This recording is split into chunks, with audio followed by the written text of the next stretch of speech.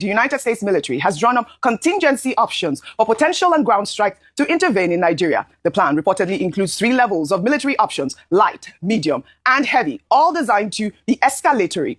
The light option involves partner-enabled operations where the U.S. would assist Nigerian forces in targeting Boko Haram and other militants. The medium option involves drone strikes on militant camps, bases, and convoys, and a heavy option would deploy an aircraft carrier group into the Gulf of Guinea with fighter jets and possibly long-range bombers conducting strikes deep within northern Nigeria. I mean, this revelation that, the Pentagon has actually drawn up strike plans escalates the crisis from rhetoric to potential reality. Well, in the meantime, United States Senator Tommy Tuberville has voiced his support for President Trump's threat of military action in Nigeria. Appearing on Fox News, the Alabama Republican senator backed Trump's position on alleged Christian genocide in Nigeria, endorsing potential intervention to protect Christians. Would you support U.S. troops going into Nigeria? No, you bet I would. 62,000 Christians killed in Nigeria, 100,000 killed in Africa, 18,000 churches burned. Now, there's a lot of evidence there, and that's probably an underestimate, John, but we cannot allow this to happen to people that can't defend themselves. It's just absolutely insane. If we need to get involved in something like this, President Trump could end that in a heartbeat. This wouldn't be like going into Russia or China or North Korea or Iran. This would be going and helping innocent people that would be able to take back over their country. It's a shame something like this happened, but we can't overlook it. We can't underestimate it. Well, the senator's remarks represents the first major congressional backing for Trump's threat to invade Nigeria, signaling that the president may have support among Republican lawmakers for military intervention. This adds a concerning legislative dimension to Trump's threats, suggesting this may not merely be presidential rhetoric, like I said, but could gain congressional support. In the meantime, in another development, this is quite reassuring, Ayo. I mean, it's good to see that the presidency and also the president is willing to collaborate at this point, reassuring Nigeria that there is, of course, like he mentioned, the constitutional rights to practice religion freely. But we also have the conversation about the Sharia law and the blasphemy law, which is, almost embodied in the Constitution, the Nigerian Constitution. I'd like for you to buttress that part of that Section 38 of the Constitution guarantees religious freedom for all Nigerians. And it says that no state, part of it is that no state must have a dominant religious. Nigeria is a secular state in essence. It means that if I'm a Muslim and I live in the north, south, east, south, I should be able to practice my religion without fear or discrimination. If I'm a Christian, as a Christian, I am able to go to any part of the country and practice my religion without fear, discrimination, or enticement or forcing for me to move away to another religion. Now, these are some of the issues that have now come off. And I've talked about it is high time we start to have these uncomfortable conversations, yes, OG. And I believe that this incident, sad incident, gives rise to us to correct some things that have not been right.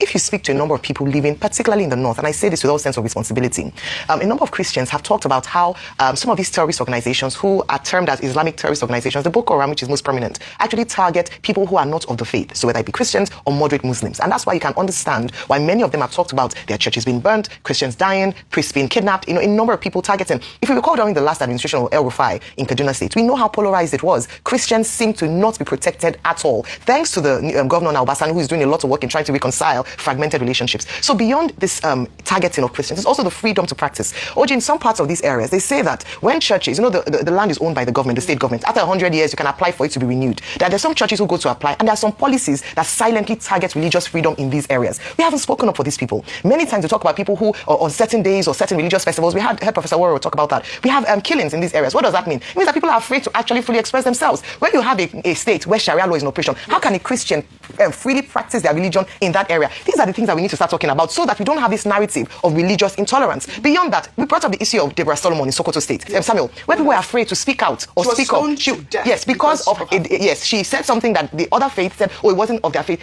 She has freedom of expression. I think what was a bigger travesty was the fact that despite what happened, nobody was apprehended. Till today, even though their faces are in public glare, they were not afraid. They did it brazenly. So there are some parts of the country where your religious freedom is up to a certain limit. Yes. It is curtailed. We have to be honest about this. And I believe that one of the things that this situation will bring to light is the fact that in some sectors of Nigeria, some people do not actually have that constitutionally guaranteed right to religious freedom. We need to talk about that. We need to be honest about that. And by being honest about that is the foundation to solving the problem. And that is a big point. Thank you, Ayo, for highlighting that part of the speech. We're talking about religious persecution here. Christians being killed. That is really the main topic. But Tinubu is saying that we will defeat terrorism, whether internally or with collaboration. And also the fact that the minister's message of calm reflects the Nigerian government's strategy of projecting stability despite sobering realities, while the administration emphasizes being, not in a panic mode and reaffirms constitutional guarantees of religious freedom.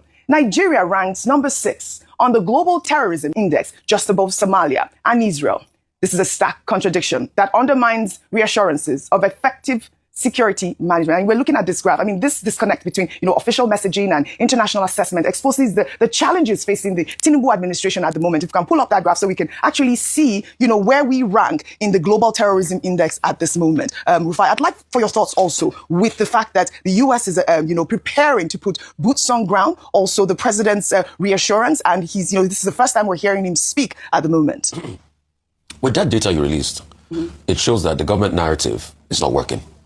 Nigeria ranks 6 on terrorism index. The question is, what was our ranking close to 20 years ago before all of this terrorism started?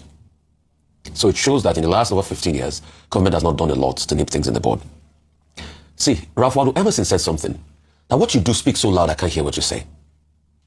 What Nigeria has done as a nation, as regards religion, it speaks so loud that we can't hear what it says. According to the Constitution, there is no state religion. But a government that has subsidized religious travels, under what basis and what guise has it done that? Is that not an affirmation of the idea of state religion?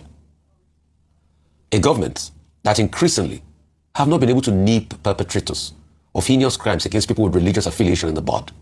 A government where a government official said he had nothing wrong with blasphemy. And I'll tell you this, I have seen ex-government officials laugh at me because I have a Muslim background and I converted to Christianity. Yes. What's the laugh about? I don't understand what that means. Well, why? That I am deluded. Okay. My mother is Christian. I went through the religious understanding process as a child, but I'm Christian. All right. But I respect my Muslim background. In fact, I do a lot for a family mosque that's built in our village. But I've seen government officials laugh at me, an ex-government official, laugh at me when I put out that tweet, saying I don't know what I was doing. Right. So you can see that what we do is different. And there have been persecution along the lines of religion. Yes. Why am I saying this? I'm saying this because every religion should be able to respect one another in Nigeria. Yep. And that's one thing we're not doing enough. But the most important point I want to make, the complicity in the security architecture is a big problem. All right. The fact that people are complicit. I think because see, it even makes it difficult for the fighting soldiers to trust each other. And that's why we've constantly condemned narratives of people that defend bandits and terrorists. So these are the problems we should look at. We want solutions. This is it. But we need to live in a fair society.